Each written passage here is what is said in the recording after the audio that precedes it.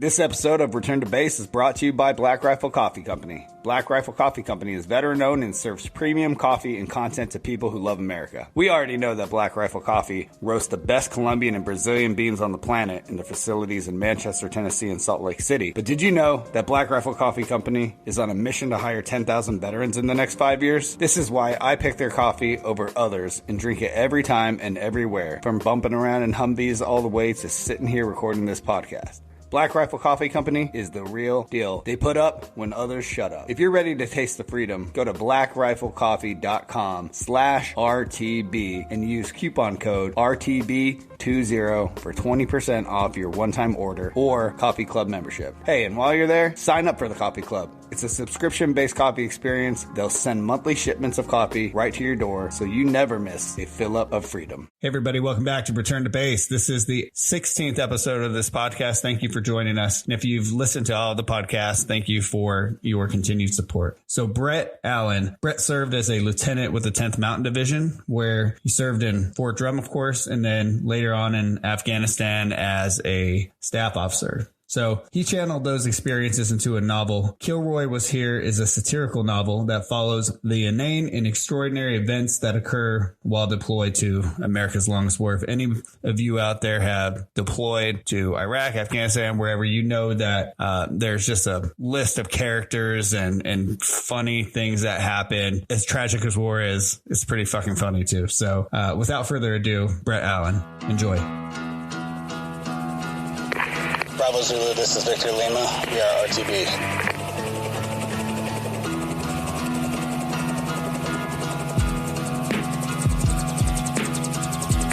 This is Return to Base, a VeteranLife podcast.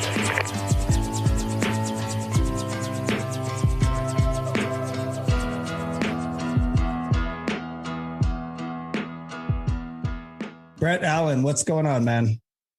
How you doing, Cliff? Thanks for having me on.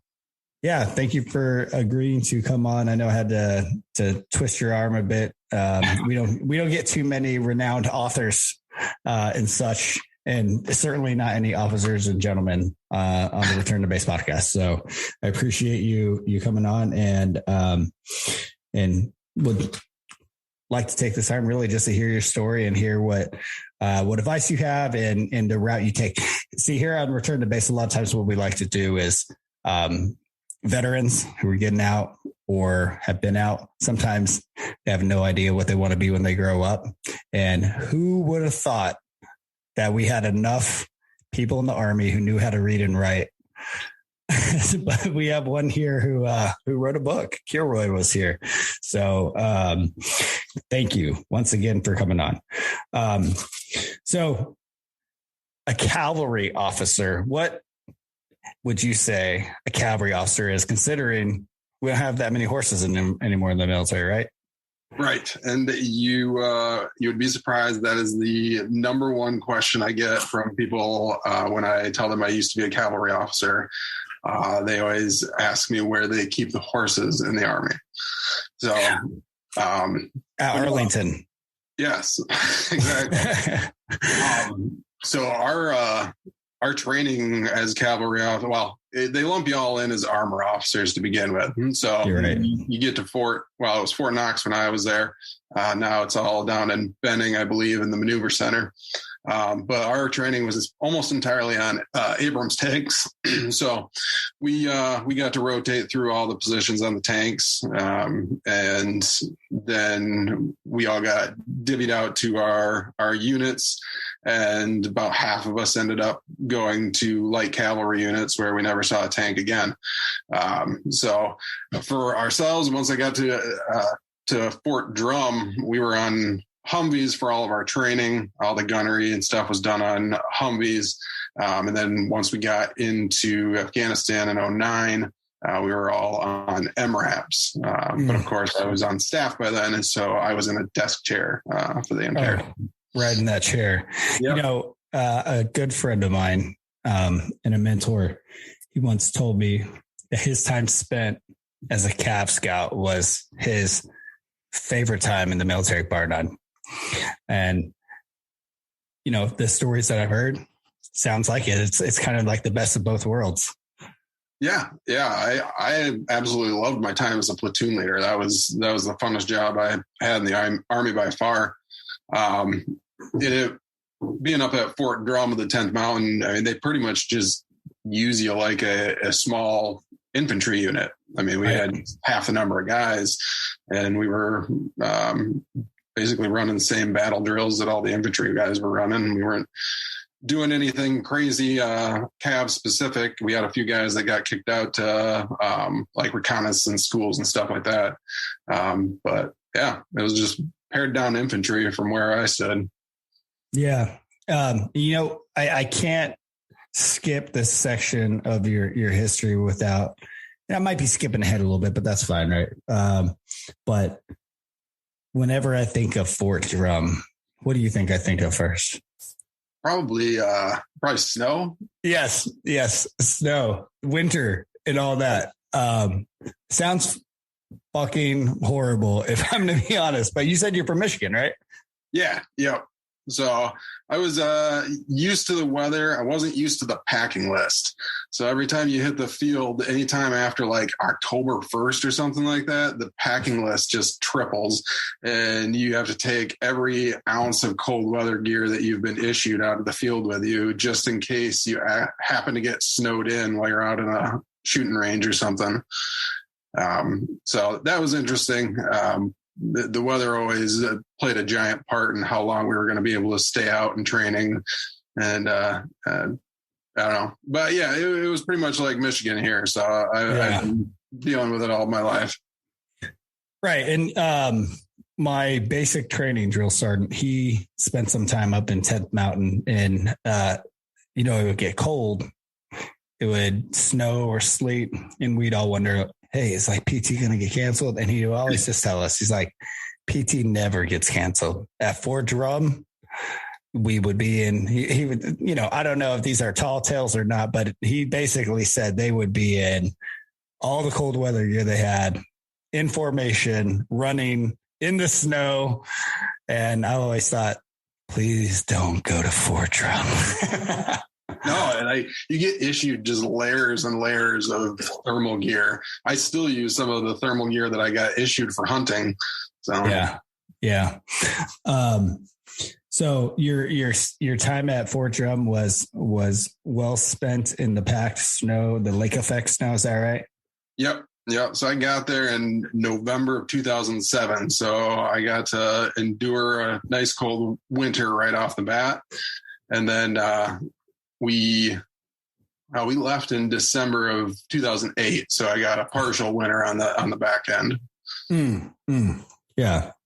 So let's back up a little bit here. So, we like to know about the person, and part of that certainly is whatever compelled you to join the military. So you entered the military after ROTC in 2006, right? So basically you were finishing high school and deciding to go ROTC in the almost immediate aftermath of 9/11, right? So I was a senior in high school when 9/11 happened, and I had contemplated joining right out of high school.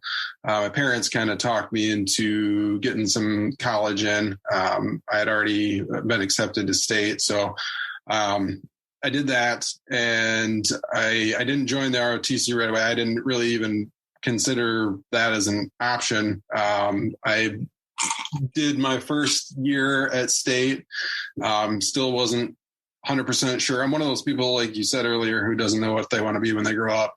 So I was switching majors. I switched majors like 7 times. And then sophomore year, I still was kind of floundering. And then my dad found this 2-year ROTC program that has like a catch-up program in the summer before your junior year. So a buddy of mine from high school and I both signed up for that program. We got sent to Fort Knox for a month. And it was kind of like a shortened basic training with drill sergeants and the whole 9 yards. And then we actually got lucky enough to get 2 airborne slots. So we went from there to Fort Benning, and went through airborne school, and then came back and signed our ROTC contracts, and then started off in ROTC our junior year, and went through senior year. So that was, I had felt compelled to serve since 9/11 happened. It just took me a while to get there. Yeah. It seems like you took the short route, man. Can you believe it that there's some nerds out there who did like 4 years of that? Right. Yeah, I got to party for 2 years. And you then, got to party for 2 years. Find yourself, right? Yeah. You found yourself in a freaking foxhole in Fort Knox. We're rocking up Heartbreak Hill. Oh, God. Yeah. It's actually interesting because my basic training was actually at Fort Knox and the old infantry barracks. And I wasn't infantry. Was it 146? Alpha 246 was Okay. my basic training company barracks. And I got to basic training September 22nd, 1998. And apparently the barracks had been used most recently by ROTC cadets, right? In the same type of program you got. So during one of our throwdown inspections where the drill sergeant just goes apeshit, they found a bra in my room. Like my last name starts with a V. So, and they did everything alphabetically. And so there's a bay of people, where everybody slept. And then those of us who had a letter T or above, we had like 4-man rooms. Right. And so he came in our room, just tore everything up because it wasn't right. And he's like, what the fuck? He knew. I mean, he knew, you know what I mean? And we were like, and my battle buddy, whose name also started with a B, was like, drill sergeant, I don't know where that came from. And he was just, he was playing the part, but it was pretty funny. We're like, what the hell? And then come to find out, he was like, yeah, these barracks are used by RTC in the summer. So anyways, awesome. Yeah, it's kind of interesting that you went through that same program, and hell, could have been people you knew. not quite, I guess, because it happened a couple of years earlier, but yeah. So what did you think of your first experience in the Army there at Fort Knox in 2003? It was, it would have been summer of 2004. Maybe, I don't know. It was what I expected. So usually with those like cadet programs, from the sounds of it, they're usually like pretty tame on them, because they know they're going back to college in a month anyway. But we were informed before we went that we were going to be part of a test group that got to experience. That's always good. Yeah. That got to experience like the full drill sergeant experience, where you get like the Shark Tank at the beginning and all that good stuff. And so it was interesting. I mean, they definitely went hard on us, at least for the first 2 weeks. And we found out later that like 50% of the people that went back to their programs at university and didn't sign contracts and decided what they wanted to do. So I think they kind of scrapped that and went back to the kinder, gentler officer training. But the real fun was airborne school afterward. Mm-hmm. We got down there, and the normal Alpha Company barracks was being renovated. So we got shipped over to this, like, it had been condemned and was being used as kind of a transient barracks for a while.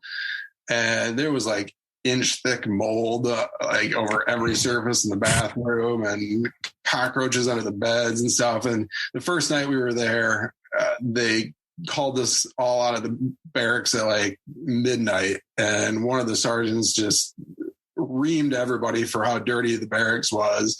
And most of us had just walked in the door. So we spent like the next 5 hours just scrubbing that thing from top to bottom. And it only got worse from there. But it was definitely interesting being a cadet that hasn't even signed an Army contract yet. You don't get treated very well. But that's pretty wild when you think about it. But yeah, I was talking a civilian when I went through there. But. Yeah. You know, the funny part about that is when I went to airborne school, I was an E5 and they were like, you come here. And they called you November. They called us November was what the NCOs were. And when I found out that all the officers just stayed in hotels, I was like, wait, what?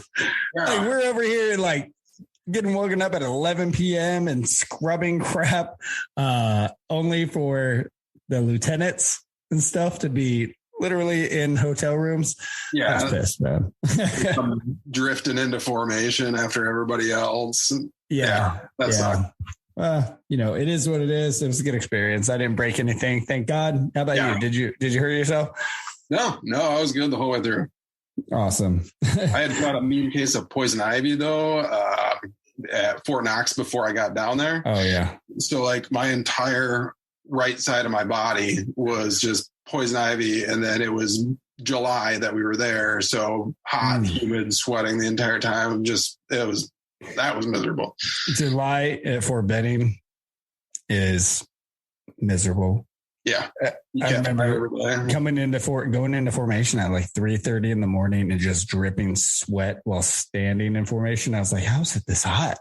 And it smelled like a paper plant and it sounded like cicadas all the time. My experience. Yeah. So you did your 2 years of ROTC and you were branched, or did you get to select? How does that work? How'd you become an officer in the Cav? You said that they just treated you as armor at first, right? Yeah. So we got to make a wish list in ROTC. So armor was actually top on my list. So I got my branch of choice. Was it the boots? Did you want those boots with the straps? I wanted this silly hat. I was actually pretty geeked because like you find out if you're going to be Cav or armor once you get your first set of orders. And I got my orders were to 173rd in Schweinfurt, Germany at the time with their Cav unit. And I was pumped. I was going to an airborne Cav unit. I that would have been a dream. For anything better.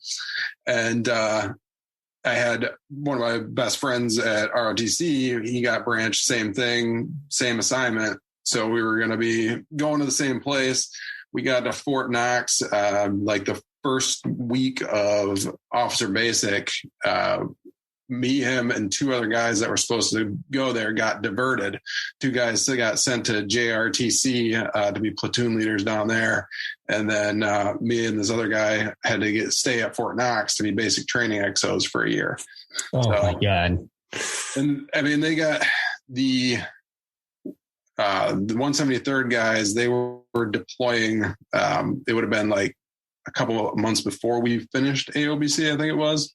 Mm-hmm. The weird thing is they actually deployed and took over for the unit that I ended up going to at Fort Knox, Fort Drum.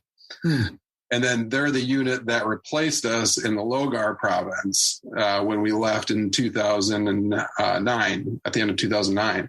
So regardless of what unit I went to, I would have been going to the same locations, but just different time period. Yeah. Fighting season, not fighting season. Or did you spend a year? What's that? Did you spend a year in Afghanistan? Yeah, I was there from Christmas Day to Christmas Day, 2008 to 2009. Wow. I myself have never had to endure a whole year. 10 months was the longest I had to do. So yeah, I couldn't imagine. It's like, oh my God, a whole calendar year. So you get sent to Fort Drum. Obviously, you said that you you were used to that type of weather, that type of environment, which was hunky dory for you. But how'd you find your first unit? You come into Fort Drummond. Are you immediately the platoon leader, or you gotta do something to prove yourself to be? I mean, because that's an awesome job.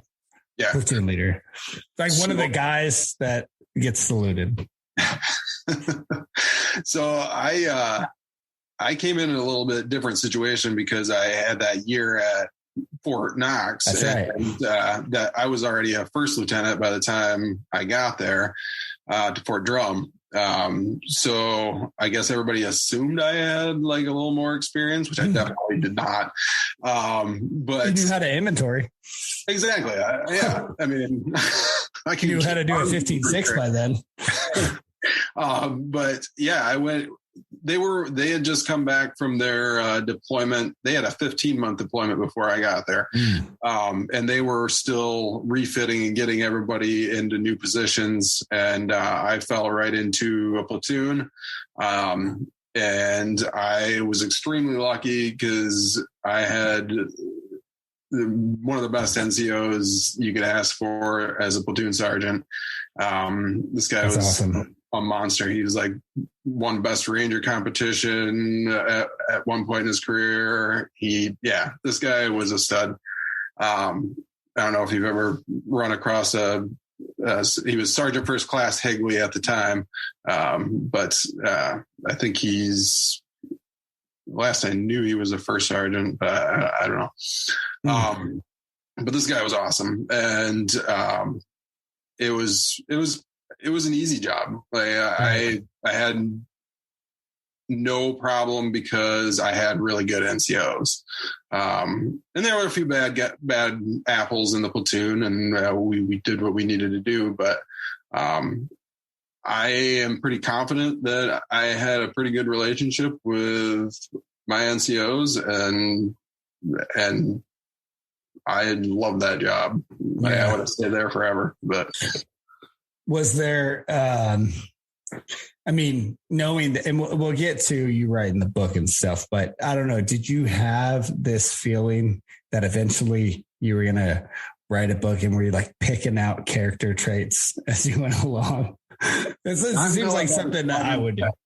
Huh? Not until I got to the squadron staff. Gotcha. We'll get to that. We'll get to that then, right? Yeah.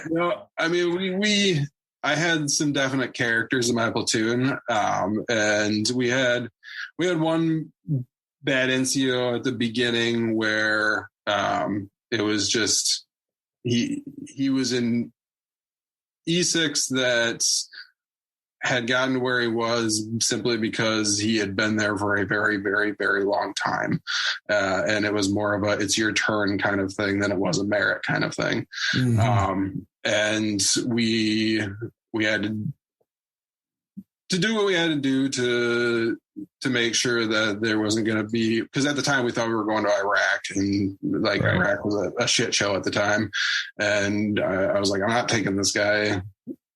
He's going to put people in danger. And so we had to shuffle some things around, but by the time we were ready to deploy, I had a solid platoon. I was very comfortable with where we were at. I don't have anybody I would want to write into a satire novel for sure. No. And then right when we got it right where we wanted it, I got plucked from the platoon because a new lieutenant came in, and I was the senior guy, and I got put up on staff because our troop already had an XO. So what did that feel like? That sucked. So give me a solid metaphor to what that feels like. Well, I'll say this. So one of the reasons I got plucked was because at Fort Knox, before I left there, I had done a spur ride, which for anybody who doesn't know is a cavalry initiation where you go through, like, it's anywhere from 24 hours to 48 hours of just like constant, like, drills and tests and stuff. No, that's a different thing. What it was like when you get taken out of your platoon. That's a good analogy for it. But the last exercise in this spur ride, we were doing some mount training, and we were clearing a building. One of the guys was simulated casualty, so I picked him up. Fireman carrying him out the door. I stepped off the steps and my knee buckled in the opposite direction. There was a loud pop and a lot of cursing. And it turns out after multiple Army doctors were visited, I blew out my ACL and tore my meniscus. So I didn't find out that until like 8 months later, because the Army doctor at Fort Knox told me I was fine and let me continue on. So I'd been training with this thing for a long time. And then it just kept popping out, and I kept biting it every time we do a platoon assault or anything like that.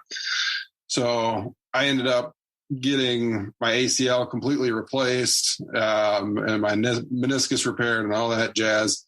And then I was on the end of my couple of month recovery from the knee surgery when I got shifted up to staff. And so blowing out my knee was less painful than getting taken out of the platoon and moved up to squadron staff.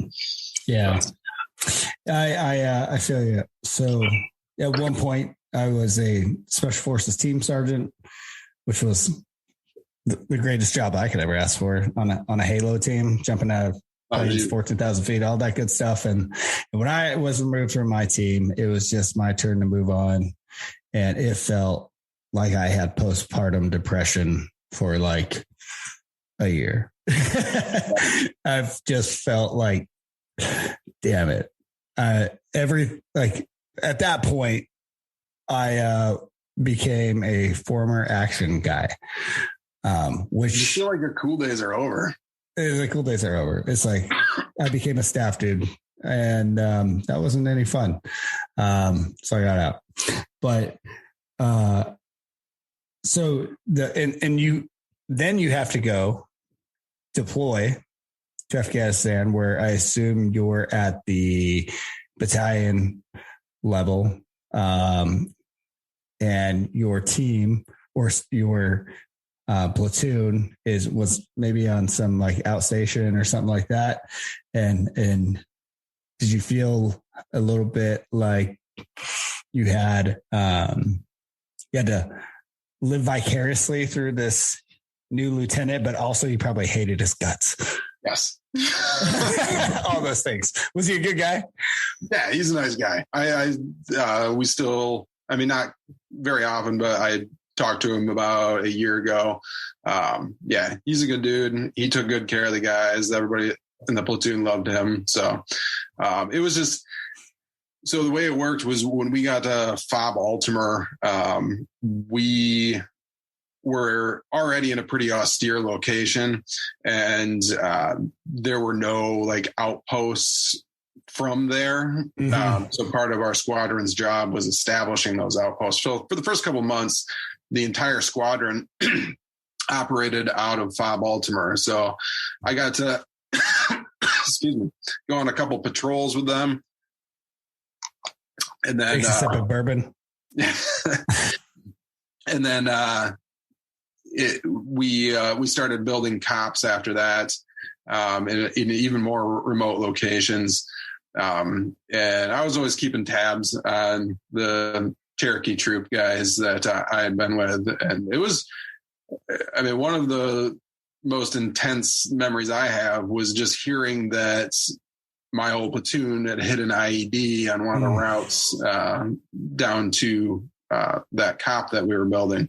And the intensity of just waiting in the TOC for reports to come back on if anybody was hurt, and praying to God there was no report of KIAs. So turns out the platoon leader was the only one who got a minor injury. He had a bruised ass from the IED. So it was all good, but it's still. Yeah. Those are some intense times that people who haven't been there definitely don't understand. Yeah. And there's no words that you could use, or maybe you could, since you're a novelist, but no words that I could relate to anybody that would properly communicate what that feels like. I suppose, to use an analogy, it would be finding out your child was potentially injured or something. Yeah, it's like you're waiting in the waiting room of a doctor's office for a bad diagnosis or something. Right. Well, thank God that everybody made it through there. And by the way, I know where you were in that province, and that province is, to say the least, like when God was building the earth and was like, this is going to be a beautiful place. And this is not, he definitely made it a beautiful place. He just forgot to add any trees or clay. It's just filled with like dust. And the time I spent there was, it was just horrible. It was like I didn't the damn moon or something. Yeah, it is. It's like the surface of the damn moon, and when it rains, it was just super nasty, and it was just desolate. I think it was maybe one of the most desolate places I've ever been in the Army. Yeah. And just like looking around like, people, why are we fighting for this place? I mean, right? You're like, wow, what's going on? But yeah, high desert, probably like 10,000 feet at that airfield, and just windy as hell all the damn time. And true to my luck, the weather there was pretty much like it was at Fort Drum, but drier. Right? Yeah, we got, I would say, just as much snow there that winter as we did at Fort Drum the winter before. It was ridiculous. Yeah. Well, hell, glad you made it out of there. So at this point, you're saying 2008, 2009, and I know you ended up transitioning out of the military in 2010. Was this was this because your knee was all jacked up? Or did you make a decision like, it's my time? Well, I mean, there was a multiple factors. So I went into all of this. I never really intended to make the Army a career. I was kind of just playing it by ear. But then with the knee getting jacked up, not getting any PL time on deployment, and being in a staff position the whole deployment, it just staff will suck the life out of you. Yeah. And I mean, at that point, I'm going up against all of my peer group who most of them have had PL time on a deployment. And it just felt like I'm not doing anybody any favors of going to a career course and trying to command a troop or company with no combat experience or no experience deployed in a company level. So I made the decision pretty much while I was over there that I was going to be done. And I'm glad I did, especially where I'm at now. None of this would have happened if I would have stayed in. So everything happened for a reason. But. Yeah. I mean, you got to grow up a little bit to realize that, in fact, everything does happen for a reason, right? And as painful as some of this might be, because I mean, nobody, or I wouldn't say nobody, but a fair amount of people don't join the military during a time of war and hope, oh God, I hope I don't get tested, especially in combat arms. Right. And shit. 2008, 2009, you had two wars to choose from. Like you said, you guys were like, let's go to Iraq. We're going to Iraq. And then we're like, wrong war. Now, I mean, the pickings are actually pretty slim if you're not in two special forces units, basically. Right.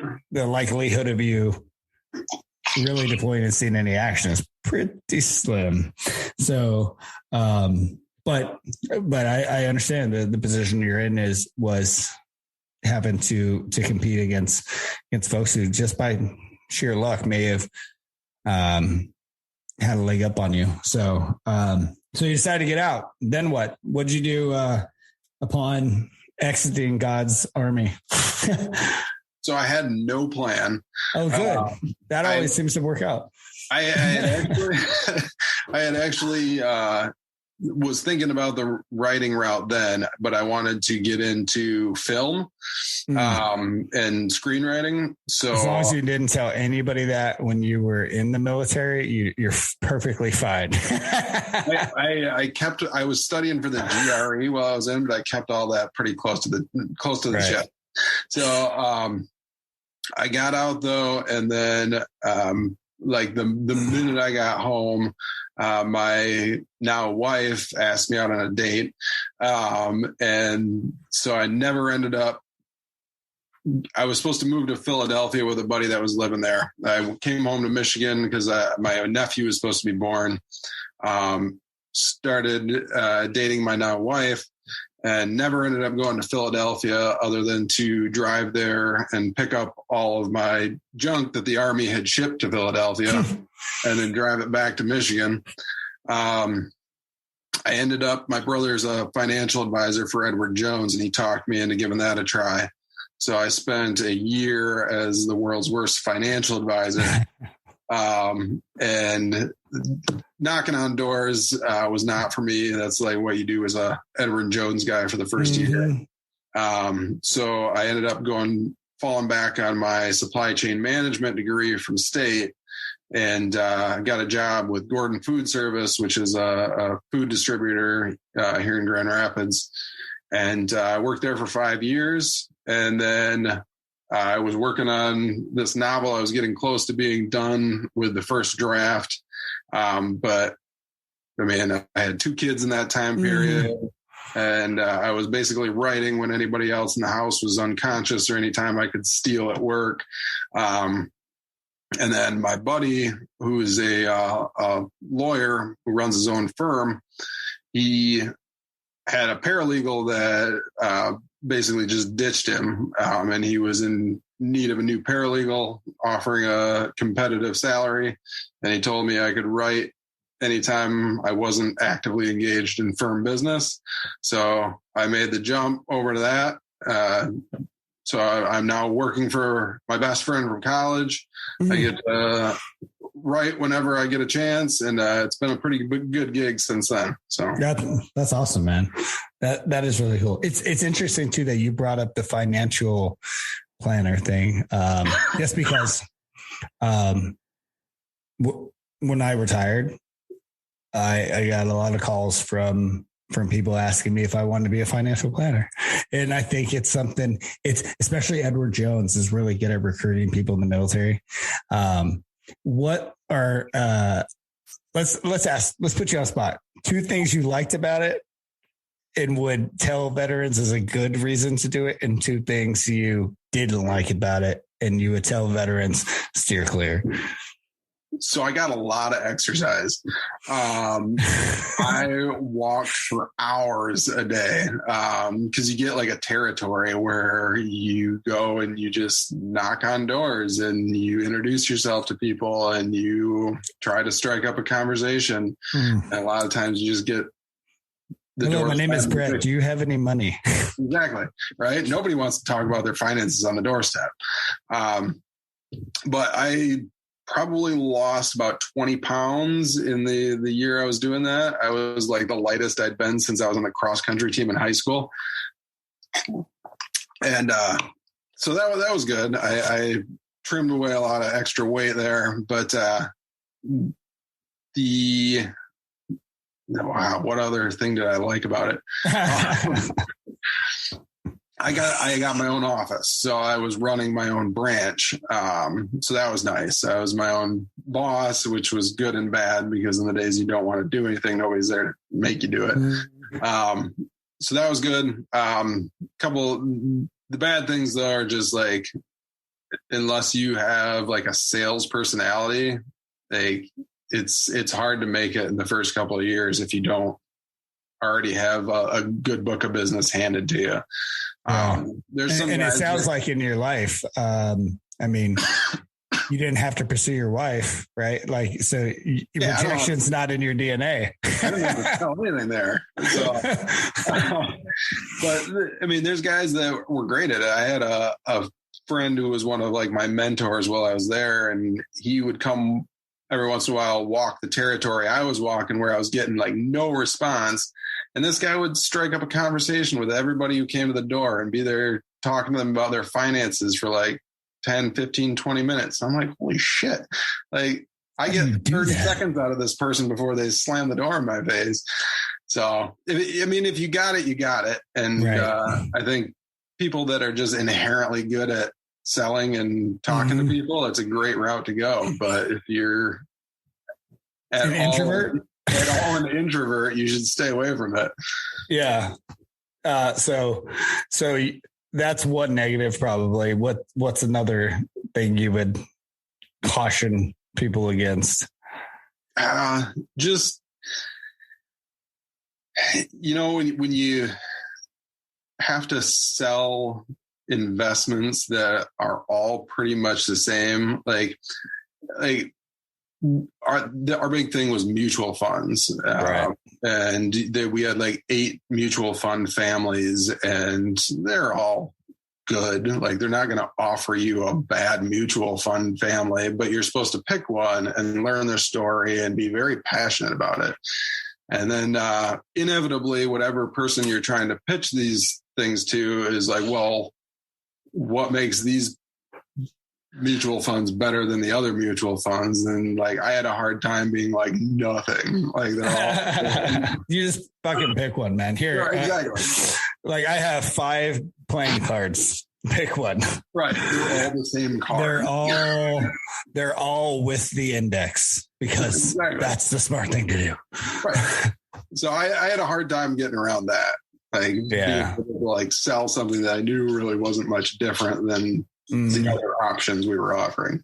And it sounds like the whole time you were thinking about, how do I make time to write a book? At what time in your life did you think, well, shit, I like to tell some stories?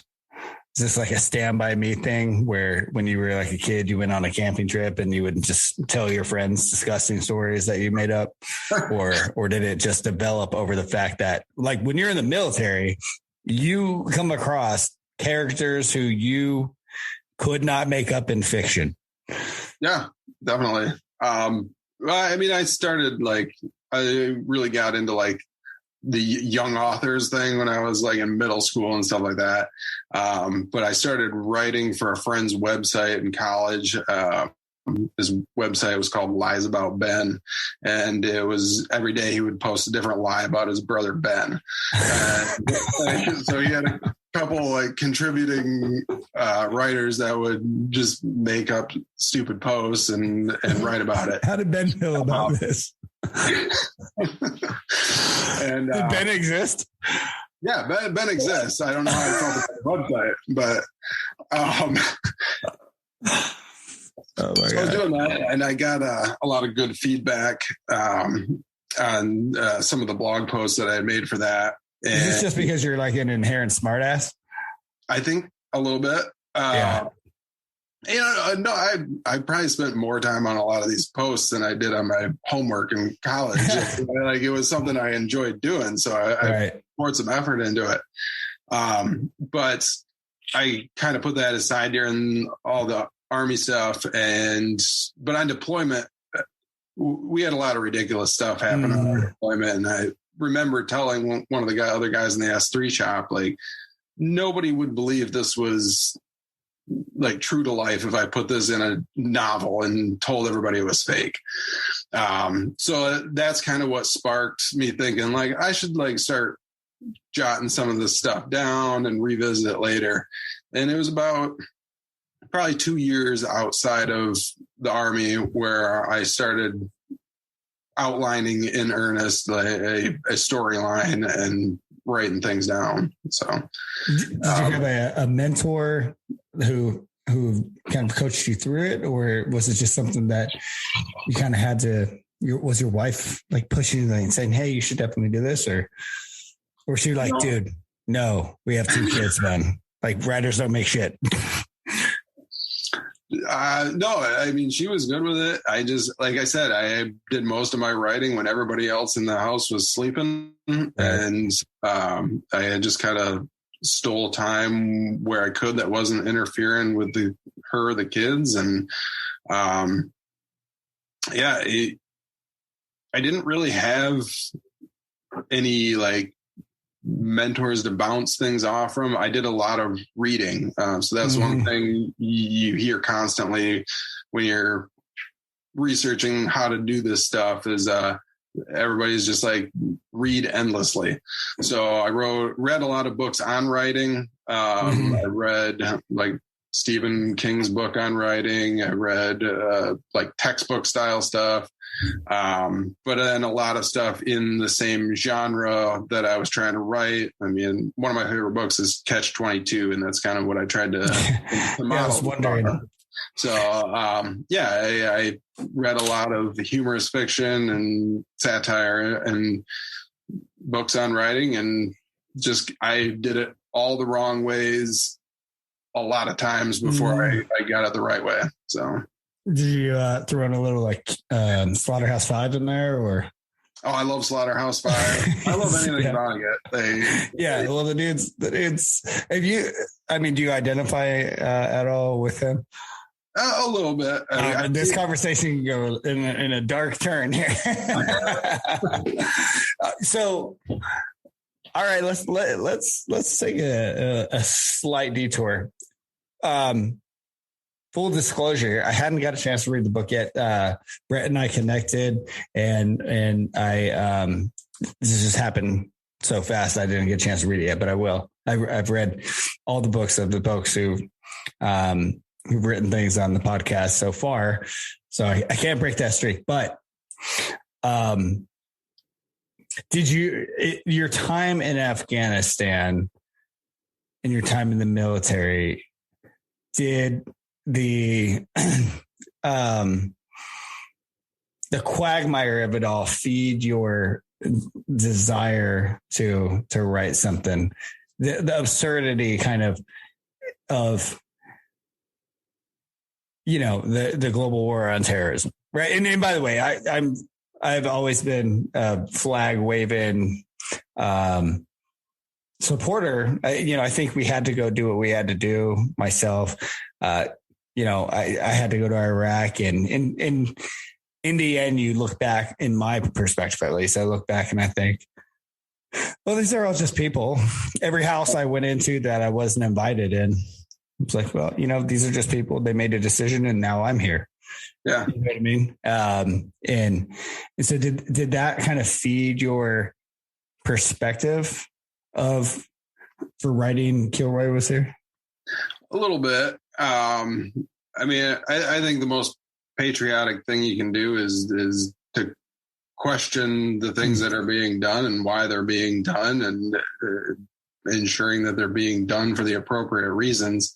I guess when we were there, I never really had any qualms about why we were there, so much as how we were going about the things that we were doing while we were there. Right. And I tried to lay that out in as funny a way as I could in the book. And a lot of it is funny and both aggravating at the same time. And everything is exaggerated. It's exaggerated for the sake of the story. Right. It's meant to be a comedy and kind of over the top. Even though like a lot of what's in the book is based on actual events and things that has happened, probably more than most people realize that have read the book. But it's I don't know. It's hard not to like question everything while you're there, and especially when you've got a lot of time to think about it when you're sitting in a staff office the whole time too. So yeah, I get that. And from that staff office perspective, there's a dark comedy of it all, because when you're, and, you know, obviously you didn't get a chance to be a platoon leader in Afghanistan, but, you know, when you're that close to bang on a deployment, you think of, do I have the right kit? Do I have the right loadout? What's going to happen if we come under contact, if we take a casualty? So you don't have that 10,000 foot perspective where, you know, you're at staff, you're looking at things from a drone. Right. There's been times where people are sitting in the FOB in the ops center, knowing that there's an IED hundreds of yards away from your people, and you can't get the message to them. You're just like, oh, you know, but at the same time, because of your perspective, there's nothing wrong with appreciating the dark humor that is the fact that if you keep sending meat into a grinder, you're going to make sausage. Right. Yeah. You know, and sometimes, by the way, that sausage needs to be made. And for whatever reason. And, you know, I don't think any of us needs to understand it fully. But that sausage is going to be made one way or another. Right. But it does get infuriating. It's, you know, we've all lost people, friends, and we can look back now years later, think, man, like when we left Afghanistan, I was like, fuck, dude, I lost these friends and for what, you know? Sure.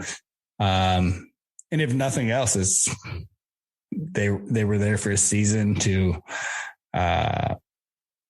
flavor our own lives and experiences. And, you know, we carry that with us. So, you know, these things need to be told. These stories need to be told, no matter how dark or how funny or how tragic some of them may be. These are stories that need to be told. You feel that way. And is that kind of why you know, I don't want to say I have the courage to, but putting yourself out there, you have the courage to like go write something and put yourself out there. So is that kind of one of the reasons why you decided to do that? Yeah. And the reason I decided to go the comedy route, just, I mean, aside from like, that's just the way my brain is wired. Do you think you're funny? I am up here. Are you Mickey Spillane? I entertain myself. Right. But no, like I just, you know, I felt like that was a gap that needed to be filled. Right. Because a lot of the stories coming out of the GOT was they're all either like the kicking indoors stories, or they're the broken soldier stories of like coming home with PTSD. And those, don't get me wrong, those are very important stories to be told too. But I felt like there was a gap with, I mean, there's a lot of funny shit that happens on deployment, and people don't get to see that. And not all people come home from deployment with PTSD or scarred. Like, I mean, it's not making light of like the people that do, but there's a lot of people that are underrepresented in the literary world from that perspective. And have you ever heard of the book Fobbit by? Yes. Yeah. So that book, I found out about that well after I was into writing this, and I was like, God damn it! Like somebody already stole my thunder. But no, that's a great book. The author of that actually is he edited my next book. Nice. So, but it was it's kind of cool to see that from the Iraq perspective, and I'm hoping that this book kind of fills that gap from the Afghanistan perspective. So. Do you feel that as you continue your writing career that it'll always be military stuff, or? So this next one is not military at all. So I made a complete departure from the military fiction, and it's actually based in a small town in Michigan. Nice. Where like their mayor of 70 years dies gruesomely, and there's a contentious mayoral election that follows, and the town kind of gets divided. So it's kind of a political satire on the. Where do you come up with this stuff, man? Exactly. You just read the headlines, and you're good to go. Yeah, you're fucking right. No, it's again, yeah, like a dark humor. It brings in a little bit of the Michigan Dogman legend, and it's a fun book. So I'm hoping it does well. I love it. It's regional. Do you have a title for it yet, or? Yeah, it's called Sly Fox Hollow. Sly Fox Hollow. And when can we expect to see that on Amazon or your favorite bookstore? Your guess is as good as mine. I'm currently. You ever watch the movie Misery? I know you like Stephen King. I've not seen it or read it, but I know of the book and I know kind of the storyline. So, are you like actively avoiding it? This is going to sound bad, but the only book I've ever read by Stephen King is his book on writing. No way. Yeah. Weird. Yeah. That is totally weird, man, because he's written so many books. I know. And I'm familiar. I've seen a lot of the movies. I'm familiar with the books. I just have never. When you said you have to read a lot to go this writing route, do you feel like you have to be selective about reading? Because do you feel like you're influenced enough where you might accidentally start writing like somebody else? It's funny you say that, because that definitely happens. So like, especially like if I pick up a Vonnegut book or something like that, I'm just like, I want to write like this, and like try to like emulate that. But then you pick up another book that you end up really liking, and you're like, you start noticing that your writing kind of sounds like that. So the whole process is just like taking in all of these different styles and letting them kind of meld and like form your own style. And I think a lot of authors, it just is a matter of time before they find one that they zero in on, a style that they zero in on. So, I've read a few books by, hold on, I can never get his damn name right. The author of Fight Club. I can't pronounce it. Oh yeah. Chuck. Yeah. Palahniuk. Anyways, and he definitely has a style. As a matter of fact, like once you get through like two books, you're like, this seems like it's the same tone, or I'm just reading it in the same tone. Bret Easton Ellis, same thing, where you're like I hated reading American Psycho. I just couldn't do it just because it seems so like pretentious. But you also, I'm not a writer, but I start playing stories in my head, and like as I'm like recalling things in my head from like my real life, like I'm telling myself as if I'm like Bret Easton Ellis telling a story, or Chuck. And that's a sick bastard, by the way. My buddy and I did it wasn't a competition, but we just went through this thing. We're like, hey, let's Google the most shocking and fucked up books in history. And a lot of Chucks are on there. So if you don't want to see anything horrible, you should not read. There's a lot of stuff you shouldn't read by Chuck, but there's also some other stories, not by Chuck. The Wasp Factory. Don't read that one. I don't recommend it. It's horrible. It's not by Chuck. Write it down. And then there's a story by Chuck that has something to do with a swimming pool. Don't read that one either.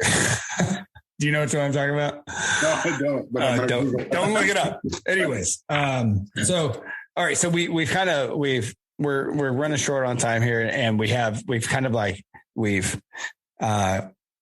touched around the edges of Kilroy Was Here. So if you don't mind, tell us a little bit more about the book. What somebody should know, or what to expect when picking it up, and if they're considering picking it up, what are some of the redeeming qualities that you think as the author that would compel somebody to grab it? Okay. Yeah. So Kilroy Was Here. It is loosely based off from my 2009 deployment to Afghanistan in the Logar province. So the whole book covers the span of a single year of deployment. The opening scene is them flying into Bagram Air Force Base, and the main character, Lieutenant Jared Rye, is loosely based on myself. And he's kind of in a similar position to where I was as a officer that's kind of in transition. He is hoping to kind of leave his mark on the war in Afghanistan. He's hoping that he'll get some platoon leader time and see some action, and things, of course, don't go that direction. And he gets tasked into different positions, and it's all about his time in a staff position as he goes through this deployment at FOB Alternator instead of FOB Ultimate. But it's got like a laundry list of pretty quirky characters. You've got they're mostly staff officers and higher level NCOs. Yeah, right. Prime pickings for making fun of. Yes. So, it just kind of follows him through this year where he's hoping to leave his mark, and he just kind of sees that his deployment is not going to be what he hoped it would be. But he ends up finding a little bit of sanity in the relationship he builds with one of the squadron's interpreters, who has been indelicately just dubbed Terp number 2.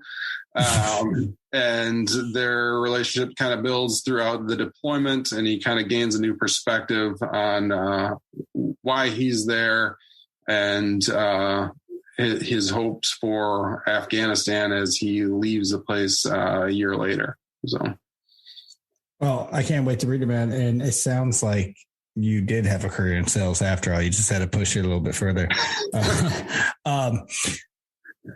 So your synopsis of Kilroy Was Here is interesting, because do you feel that this book is, and I imagine so, but it's self-reflective, right? Like, it had to been, would you consider it a healing experience writing it? As cliche as that sounds, but you had a canvas to put your memories and emotions and maybe what you felt were your shortcomings on. Yeah, definitely. And it definitely helped to kind of like sort out some of the feelings I had about FOMO. Like, what's that? FOMO.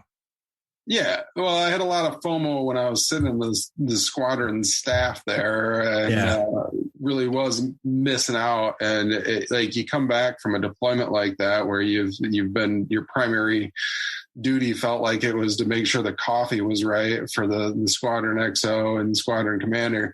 You just kind of like, what the hell was I doing there? Like, I didn't sign up for that. So writing the book was kind of a cathartic way to process that, to put it in a little bit different perspective, force myself to think of it in a different perspective than what I had initially come out of it with. And it was a good way to connect with some of the guys that I had been there with, like kind of lost a little bit of touch with after I got back. I don't know how many guys from my unit contacted me after the book came out and we're like, holy shit, I'm so happy you wrote this book. Dude, that was me. Yeah, like I remember all of this. So that was really cool to get the feedback from those guys and know that I did it justice. So the other platoon leaders who were in the squadron, is that what they call it in the CAV, right? Yeah. Yep. Did they realize, and by the way, again, I haven't read the book yet, but the way you have summarized it, where it's a guy who's hoping to get some PL time in country, like, have any of them said, dude, we know the only way you would get platoon time is if one of us died? Have you came to grips with that? Where you're thinking, I would love PL time, but somebody either has to be fired or killed when this happened. I haven't heard that from a lot of them. The guys that. But have you thought it? Yeah. It's okay to admit it, man. It's okay to admit it. Like you have to think those things. You're like, dude, if one of these fuckers goes down, I'm ready to pop in. Boom, like that. Yeah. I guess I haven't vocalized that before. You're welcome. Therapy's free here, bro. No, you're right. I don't know. I by the time it got to that point, we had like, I don't know. I felt like our squadron commander was like hoarding lieutenants. Because we had like lieutenants in the TOC as battle captains and like extra dudes in the S4 shop and the S1 shop. So, I mean, it was whoever's guess was going to get tagged to move down to a PL position if anybody had to. But yeah. But, you know, there's this weird perspective from people who haven't lived it, where we all, I don't want to say lionize, but from an outsider's perspective, people feel like we're all robots, and also that we're all hoorah, hoorah, hoorah. And every time, you know, everybody who became a casualty was some type of hero. But look, if you're in long enough, and I was in 20 years, and you know, you got to go to Afghanistan in a time where a lot of stuff was going on in Afghanistan, but you know, eventually you're going to read a name of somebody who got blown up or whatever. And people don't like to hear this, but sometimes you look at that name and you're like, that sucks. But dude, that dude was an asshole. You're like, we're like, man, I know that guy stole somebody's wife. Maybe he got what was coming to him, you know, and people don't like to hear that, but that's life. It's the same as if you're a construction worker and, you know, fucking load of bricks lands on some dude. That construction worker is probably like, yeah, probably got what was coming to him. Unpopular opinion. And maybe I should just stop talking now. Well, I think when you do like that type of work, especially for you, I mean, you've been in 20 years, you just develop a different relationship with that type of thinking. Like, yeah, I mean, most people that go into the Army, I was only in for 4 years, but I did a fair amount of thinking about death and about being blown up by an IED or being mortared. Like, you just, you change your wiring on that kind of thinking, and it becomes easier, I guess, to joke about it or to just accept that that's a part of what you signed up to do. Yeah. And I guess that's why it was fairly natural to write this book. And like a lot of people that have read it that are civilians are like, oh my God. And it's like, well, it doesn't seem like that big of a deal to me. Like I formed a different relationship with that kind of stuff. So yeah. Have you done an audiobook? I actually bought this microphone for the purpose of that. recorded the first chapter, and I was like, holy shit, nobody's going to want to listen to me talk for an entire book. So I put the pause on that. I might go back to it later, but yeah. Well, so we're going to wrap it up here, and I don't want you to give away anything from the book per se, but I like to it's always fun to share either embarrassing or the funny stories, man. So pick one and let's hear it from you. Embarrassing or maybe some funny anecdote from your time in the service. Okay. So this is actually in the book. I'm okay with giving this piece away. Spoiler alert. Spoiler alert.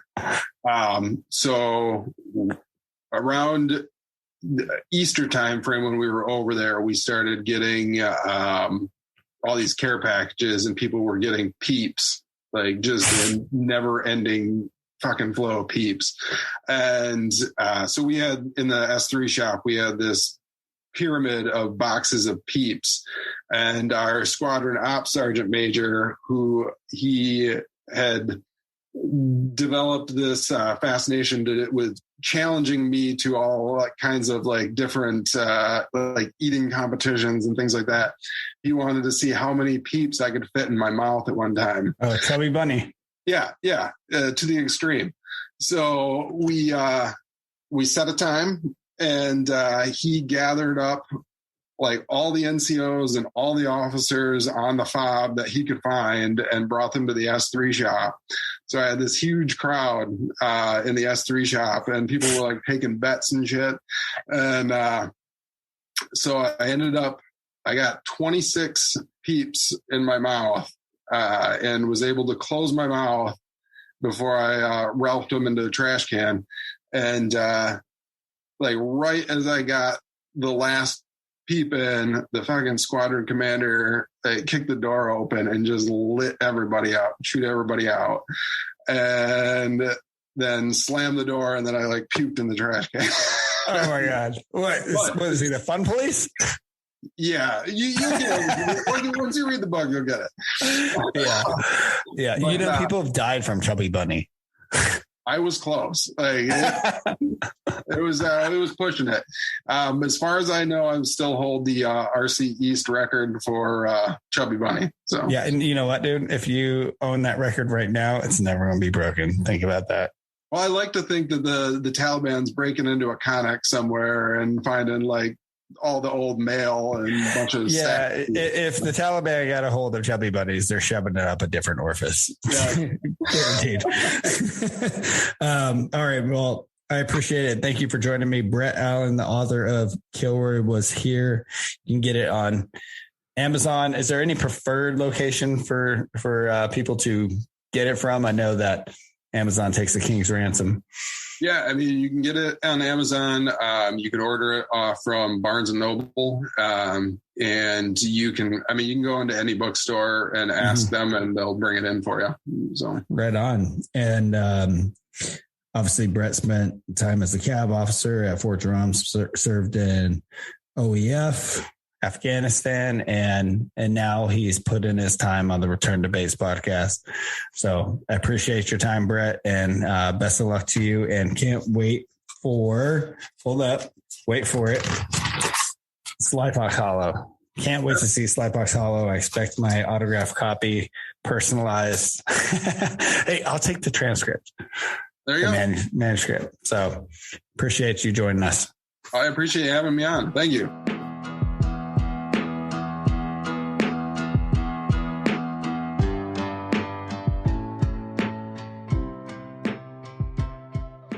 All right, so that's a wrap. I hope you enjoyed this episode of Return to Base. And if you can, go out and support Brett Allen by getting his book, Kilroy Was Here. It's available at Amazon or wherever you like to buy books. And he also has another book coming out, Slypox Hollow, which seems pretty interesting. So go to VeteranLife.com, check out our website, follow the Return to Base podcast if you haven't already, and go out and buy Brett Allen's book, Kilroy Was Here, wherever you can. Thank you for joining us. We'll talk to you next time.